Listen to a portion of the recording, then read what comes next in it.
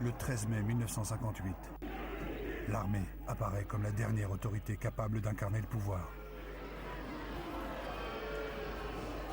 Appuyés par des parachutistes, des Européens d'Alger prennent possession du siège du gouvernement. Alors que la France n'a toujours pas de gouvernement, à Alger, la République se disloque.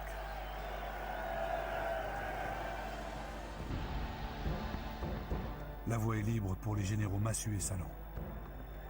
Et le militaire le plus gradé de France peut s'installer dans le fauteuil de Robert Lacoste, juste devant la statue de Marianne. Avec Massu, il crée un comité de salut public censé diriger l'Algérie. À Paris, les hommes politiques sont informés des événements d'Alger. Dans un réflexe républicain, les députés tentent de stabiliser le pouvoir et désignent un nouveau président du Conseil, Pierre Fimelin. Mais de l'autre côté de la Méditerranée, en apparaissant au balcon du siège du gouvernement, les généraux confirment aux yeux de tous que l'armée a définitivement pris le pouvoir en Algérie. Et son armée, qui est et qui demeurera l'élément moteur de cette rénovation. Un pouvoir sans aucune légalité. Les chefs militaires réclament un pouvoir fort, autoritaire, stable. Ils veulent un homme au-dessus des partis, un homme providentiel. Et ils font acclamer le général de Gaulle.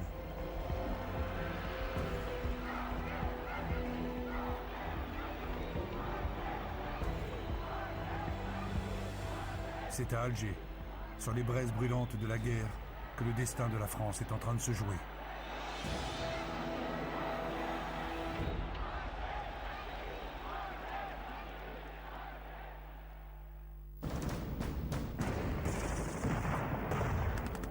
Depuis 4 ans, la France est engagée en Algérie dans une guerre qui ne dit pas son nom.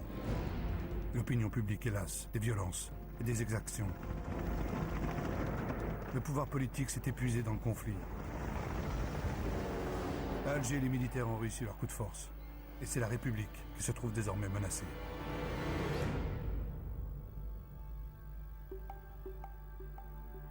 Le 28 mai 1958, c'est le 9e gouvernement qui tombe, victime de son impuissance à agir en Algérie.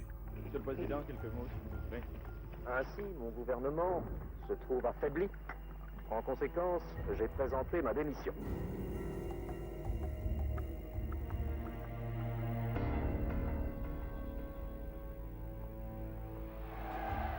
Le même jour, 200 000 personnes manifestent à Paris à l'appel des partis de gauche. Ils refusent que sous la pression de l'armée, la République soit livrée à un ancien général. Un général prestigieux mais qui n'est pas un élu du peuple. Le fascisme ne passera pas, peut-on lire dans la foule. Pourquoi voulez-vous qu'à 67 ans, je commence une carrière de dictateur? Eh bien, en ce moment, le général de Gaulle pourrait aller finir la journée à un endroit que pour l'instant on ignore. De Gaulle sait qu'une majorité de Français croit aussi à l'homme providentiel. Enfin tacticien, il ne se prononce pas vraiment sur la question algérienne. Les Français et toute la classe politique sont pourtant suspendus à ces décisions. Voici la première réaction après l'audition du discours du président de la République. Puis-je vous demander ce que vous en pensez? Oui, je l'ai parfaitement entendu, d'un bout à l'autre. Et Le 1er juin 1958, l'Assemblée nationale lui accorde sa confiance. De Gaulle a posé ses conditions. Les pleins pouvoirs pendant 6 mois et l'avènement d'une nouvelle république dont il veut écrire la Constitution.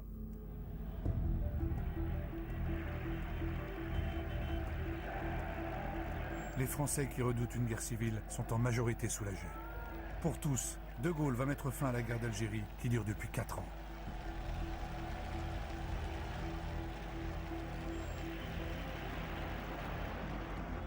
Et pourtant, en devenant le dernier président du Conseil de la 4e République, Charles de Gaulle s'avance vers 4 nouvelles et terribles années de guerre.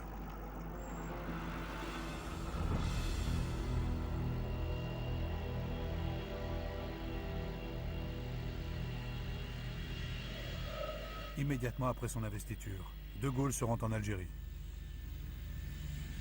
Les artisans de son retour au pouvoir sont là. Le général Salan, le fidèle Soustelle et Massu, le compagnon de la Libération. Et s'il peut compter sur ses fidèles, à leur tour, ils veulent compter sur lui. Il faut garder l'Algérie à la France.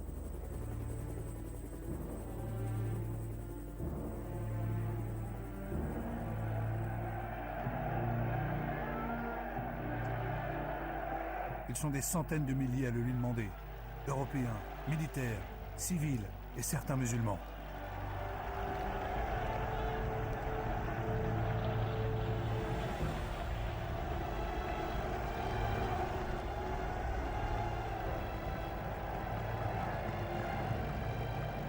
Une véritable fraternisation aux motivations parfois opposées.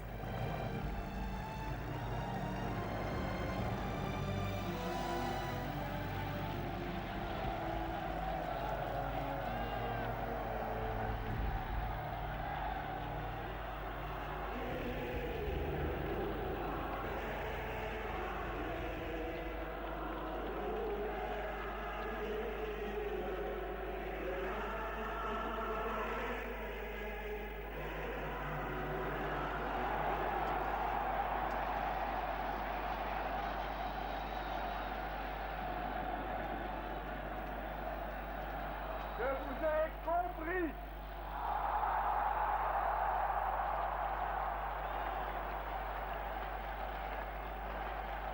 Je sais ce qui s'est passé ici.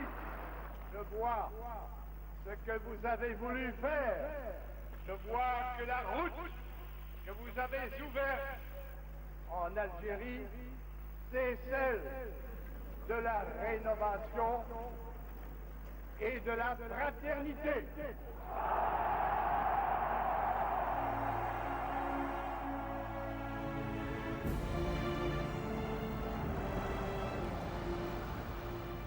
Et je déclare qu'à partir d'aujourd'hui, la France considère que dans toute l'Algérie, il n'y a qu'une seule catégorie d'habitants.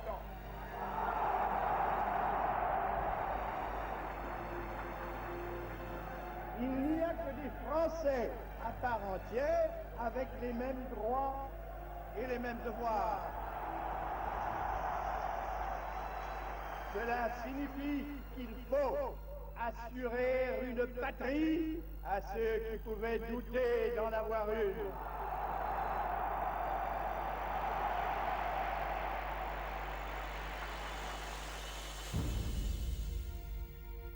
Assurer une patrie à ceux qui pouvaient douter d'en avoir une. De Gaulle vient de faire un pas historique. Un pas que la France n'a jamais fait en 130 ans de colonisation. Donner aux musulmans les mêmes droits et les mêmes devoirs qu'aux Français. Faire d'eux des citoyens à part entière. Imaginer avec eux l'avenir et reconnaître leur dignité.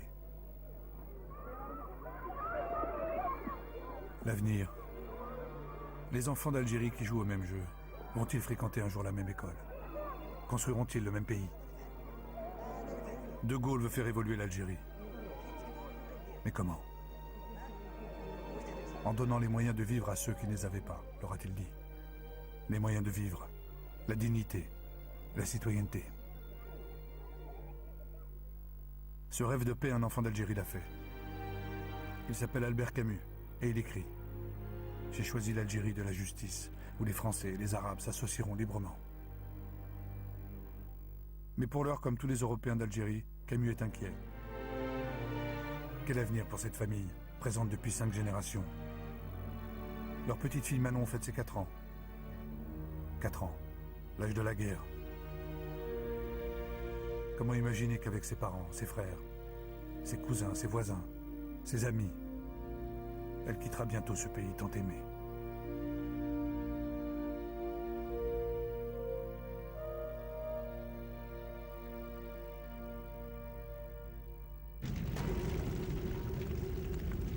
Un instant pris de court par les propositions de Gaulle, le FLN lui donne une réponse spectaculaire. Pour la première fois, il décide de porter la guerre en France et fait sauter les réservoirs pétroliers de Mourpiane. Le pétrole. Tout un symbole. Les Français stupéfaits découvrent que la guerre d'Algérie peut les atteindre directement. Le même jour à Paris, un inconnu tire sur Jacques Soustelle. Encore un symbole. Celui qui est devenu le ministre de l'information du général de Gaulle échappe de peu à la mort. Et à travers lui, c'est le pouvoir que l'on veut atteindre.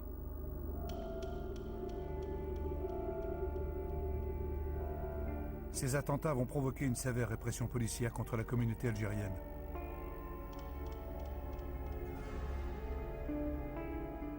Ils sont 250 000 à vivre en métropole.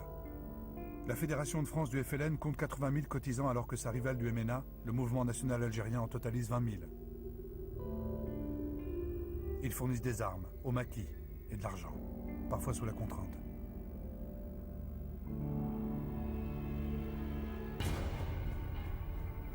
Trois semaines après l'attentat de Mourpiane, le FLN envoie à De Gaulle un message politique. Il proclame la création du gouvernement provisoire de la République algérienne, le GPRA, et désigne son président, Ferhat Abbas. Ancien député, il a été déçu par les promesses non tenues de la France. Il va s'employer à gagner des soutiens internationaux, comme ici, auprès du roi du Maroc. Il veut aussi unifier les courants nationalistes pour faire de son gouvernement l'unique interlocuteur des négociations pour l'indépendance. Il écrit « Nous ne sommes pas les ennemis de la France. Au contraire, nous souhaitons la coopération sur des bases nouvelles, dès que nous aurons obtenu l'indépendance. » L'indépendance. De Gaulle y songe-t-il déjà? Pour l'heure, il prépare sa grande œuvre, l'avènement d'une nouvelle république que le peuple doit approuver par référendum. Pour l'opinion publique, l'équation est simple. Voter oui, c'est voter pour la paix en Algérie. C'est ce qu'on explique aux populations qui vont s'exprimer pour la première fois. Vous devez tous participer aux différents votes et pour cela, vous inscrire sur la liste électorale. Or, il s'agit bien d'approuver une nouvelle constitution pour la France. Et elle va donner au président de la République d'immenses pouvoirs.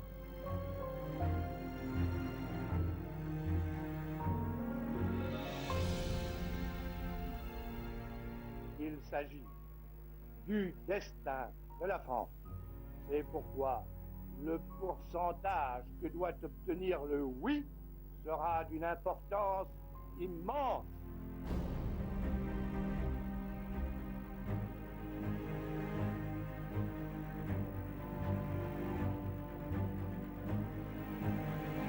Le 28 septembre 1958, partout en France et en Algérie, on vote.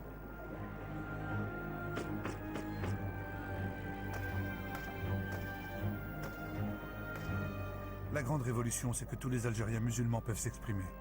La pleine citoyenneté leur est accordée enfin. Et pour la première fois de leur vie, les femmes musulmanes ont le droit de voter.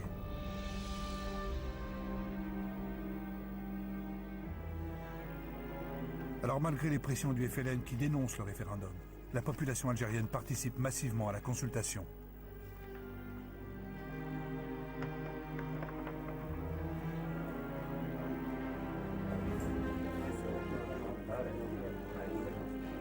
C'est un triomphe personnel pour De Gaulle. 95% de oui en Algérie et près de 80% en métropole. La France vient d'entrer dans la 5e République.